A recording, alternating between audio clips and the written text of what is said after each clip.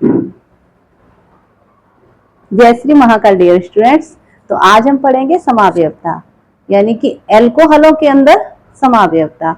अभी आपको हमने एल्कोहलों का परीक्षण बता दिया था। अब आप देखेंगे किस तरीके से हम समावयवता को सीखते हैं और उसे समझते हैं। इसमें क्या होता है, किसी भी सूत्र का अणुसूत्र समान होता है पर उसकी संरचना में भिन्नता होती है, तो वो होती है हमारी समावयवताएं। और ये आपका एक क्लास 12th का टॉपिक है जो कि आपके एग्जाम में पूछा जाता है। तो चलते हैं हम अपने छोटे से टॉपिक के साथ। एल्कोहलों में जो समावयवता होती है वो 3 प्रकार की होती है। कितने टाइप्स की होती है? There are 3 types.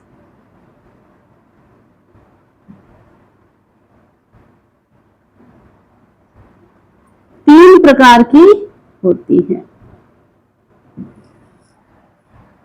यहाँ पर क्या होता है, हमें पता है कार्बन की चेन जो होती है उसमें क्रियात्मक समूह अलग अलग तरीके से दर्शाए जाते हैं, उनकी संरचनाओं को अलग अलग से दर्शाया जाता है। तो इस तरीके से कई प्रकार की समावयवताएं होती हैं, लेकिन हमारे इस एल्कोहल के अंदर 3 तरीके की समावयवताएं पाई जाती हैं। कौन कौन सी है? तो पहली है आपकी चेन आइसोमेरिज्म या श्रृंखला समावयवता। दूसरी है आपकी स्थिति समावयवता या पोजीशन आइसोमेरिज्म। और तीसरी है आपकी क्रियात्मक समावयवता यानी कि फंक्शनल आइसोमेरिज्म। तो ठीक है, हम देखते हैं चेन आइसोमेरिज्म यानी कि श्रृंखला समावयवता क्या होती है। जैसे हम किसी भी एक अणुसूत्र को ले लेते हैं, एग्जाम्पल में किसी का ले लें C4H9O। अब इसे क्या करेंगे, इसमें हमें देखना है चेन आइसोमेरिज्म कहाँ पे दिखाई दे रही है, यही तो देखना है। इसमें हम श्रृंखला समावयवता को देखेंगे। ठीक है, तो सबसे पहले हम देखेंगे ये जो है, ये आपका अणुसूत्र है वो कितने तरीके की समावयवता दिखाएगा? 3 तरीके की आपको संरचनाएं दिखाएगा, चेन आइसोमेरिज्म दिखाएगा। आपको दिखाई देंगी 3 तरीके से। कैसे दिखाई देंगी? जैसे हम यहाँ पे एक सिंपल सा पहला बना लेते हैं इसका CH3 CH2 CH2 CH2। देखो आपको कितने दिखाए? C4, तो हमने C4 कर दिए, 1 2 3 4। H9 है तो यहाँ पे 2 2 4 2 6 6 3 9 हो गए। ठीक है, अब यहाँ पे लगा दो OH। तो ये आपका क्या हो गया? ये आपका हम कहें तो इसको पढ़ेंगे 1 2 3 4। यानी कि अगर आप इसको IUPAC में पढ़ना चाहते हो तो इसे पढ़ेंगे 4 के लिए होता है ब्यूटेन और पहली पोजीशन पे लगा है तो इसको हम पढ़ेंगे ब्यूटेन 1 ऑल। ठीक है, कैसे पढ़ेंगे? Butane 1 all. देखो अगर हम काउंटिंग करें इसकी तो यहां से करेंगे 1 2 3 4। इसको पढ़ेंगे ब्यूटेन, कहां पे लगा है? OH ग्रुप, पहले कार्बन पे। आपको IUPAC सिखाया था, इसको पढ़ेंगे ब्यूटेन 1 ऑल।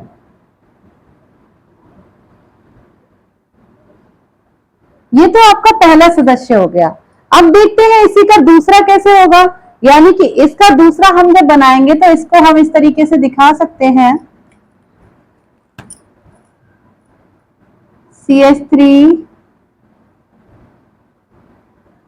CH CH3। अब आप देखो कार्बन हमारे पास 4 थे, यहाँ कितने हो गए? 1 2 3, तो एक बचा है उसको हम यहाँ जोड़ लेते हैं CH2OH। आपको श्रृंखला मिस होती है चेन।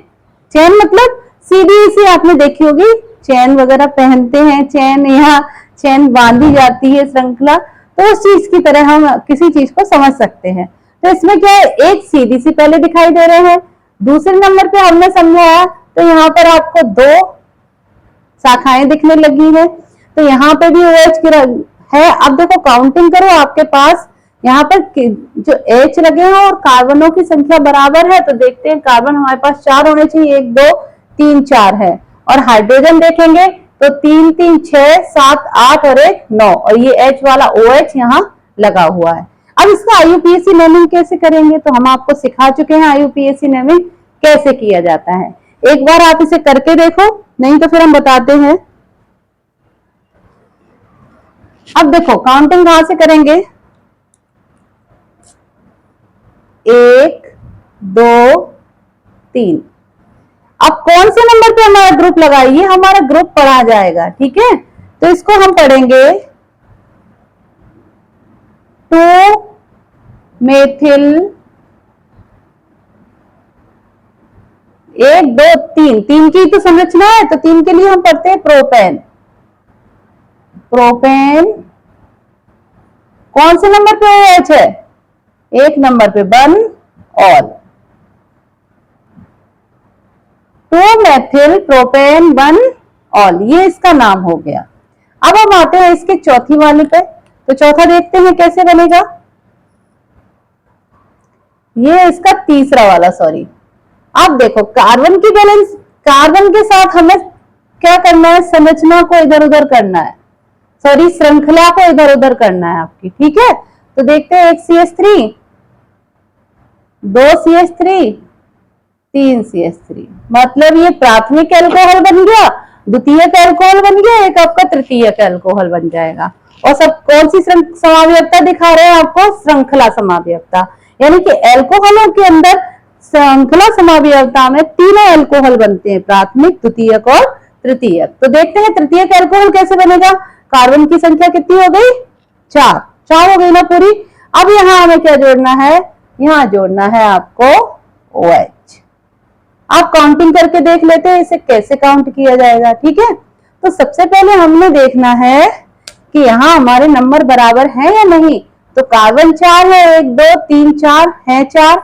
हाइड्रोजन कितने होने चाहिए, 9 और 1 10। तो हाइड्रोजन देखते हैं 3 3 6 9 और 1 10, ऑक्सीजन 1। अब इसकी नेमिंग कैसे करते हैं, तो नेमिंग करना भी हमने सिखाया था। एक आप लंबी सी श्रृंखला ले लो, ठीक है। तो हम एक श्रृंखला ले लेते हैं, जैसे इसको ले लिया, 1 कार्बन पे काउंटिंग की जाती है, 1 2, यहां तो 2 ही हो रहे हैं तो हम इसे नहीं ले सकते, हम इसको लेंगे। जो लंबी श्रृंखला होती है, हमने आपको सिखाया था IUPAC के अंदर जो लंबी श्रृंखला होती है, लंबी चेन होती है, काउंटिंग वहीं से करते हैं।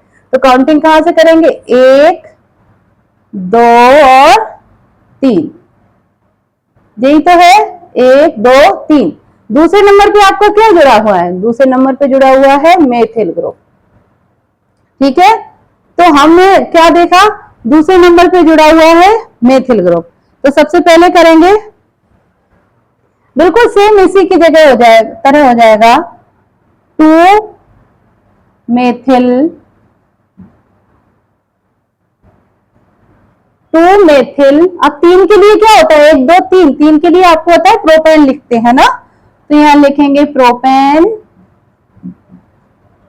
अब 1 पहले दूसरे नंबर पे लगा है OH ग्रुप, तो करेंगे प्रोपेन 2, नीचे लिख देते हैं propane 2 all. 2 methyl propane 2 all, ये इसका हो गया IUPAC नेम। तो आपने देख लिया श्रृंखला समावयवता। अब आते हैं हम आपकी दूसरी समावयवता, जो है आपकी स्थिति समावयवता। स्थिति समावयवता के अंदर क्या होगा, हम देखेंगे अपनी जो क्रियात्मक समूह होते हैं ना, हमारा OH ग्रुप, OH ही तो है अल्कोहल, तो उसकी स्थिति कहाँ है, वो कहाँ बैठ गया है। स्थिति समावयवता स्थिति समझते हो ना, अपनी पोजीशन को दिखाता है, तो इसमें भी वो अपनी पोजीशन दिखाएगा कि ये कहाँ पे बैठा हुआ है। स्थिति समावयवता हम किसकी शो करेंगे, यहाँ पे एग्जांपल है, जैसे हम दिखाएंगे C4H9OH, इसकी हम आपको दिखाएंगे स्थिति, किस तरीके से स्थिति समावयवता दिखाता है, ठीक है। तो सबसे पहले देखते हैं यहाँ कार्बन की नंबर कितनी है, 4 ही तो है। तो सिंपल सा देख लो, CH3 CH2 CH2 CH2OH। इसमें क्या है, स्थिति में पहले सीधे साधा लाइन से जुड़ा हुआ है, ठीक है। दूसरे में क्या करेगा, बीच में बेचारा उठ के बैठ जाएगा। तो दूसरा इसका बनता है CH3 CH OH CH2 CH3 ये बन जाएगा।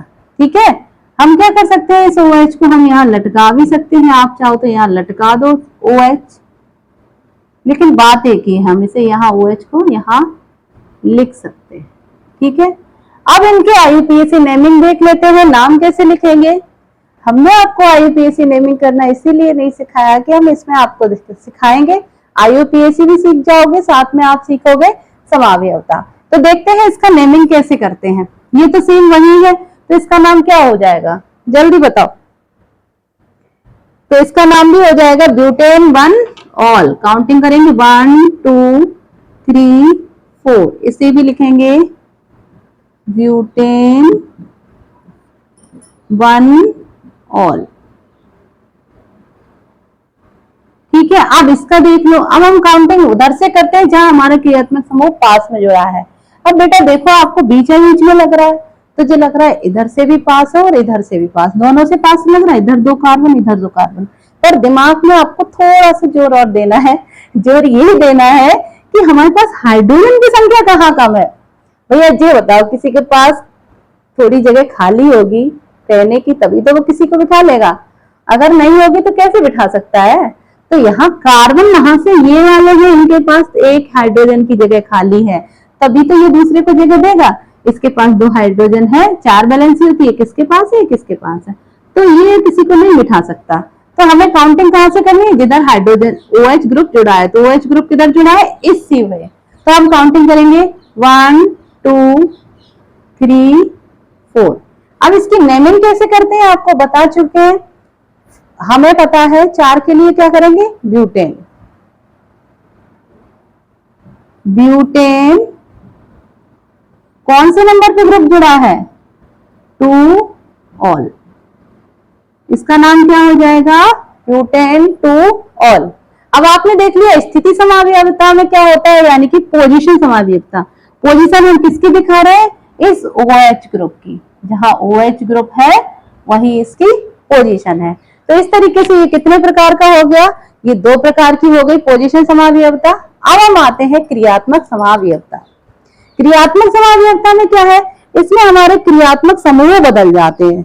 ठीक है, जैसे क्या होता है, एक एथिल अल्कोहल और एक बनता है डाई एथिल ईथर। ठीक है, जैसे यहां पे करेंगे, इसमें 2 बनते हैं, क्रियात्मक समूहों को लगा के 2 समावयवी बनेंगे। एक तो बनेगा हमारा एथिल अल्कोहल और दूसरा बनेगा डाई एथिल ईथर। देखते हैं, देखो जैसे हमने कोई सा भी ले लिया एग्जाम्पल,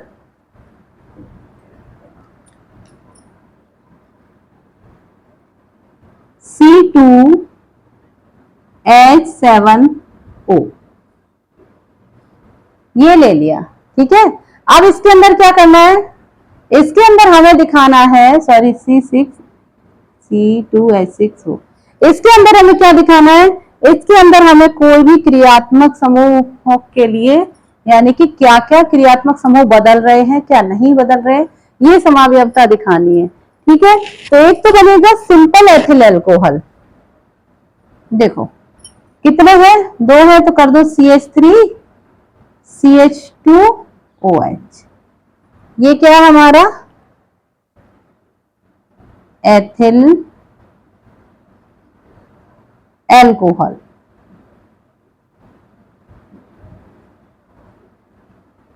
बेटा जी क्रियात्मक समावयवता का मतलब ये होता है, या क्रियात्मक समूह भिन्न भिन्न होते हैं, यानी कि किसी भी अणुसूत्र से 2 तरीके के क्रियात्मक समूह आप बना सकते हो। क्रियात्मक समूह अलग अलग तरीके से जुड़ेंगे। ठीक है, तो एक तो हमारा यहाँ OH ग्रुप है, यानी कि अल्कोहल बन गया। दूसरा क्या बनेगा हमारा, दूसरा बनेगा डाई एथिल ईथर, CH3 तो ये आपका क्या बन गया, डाई एथिल ईथर।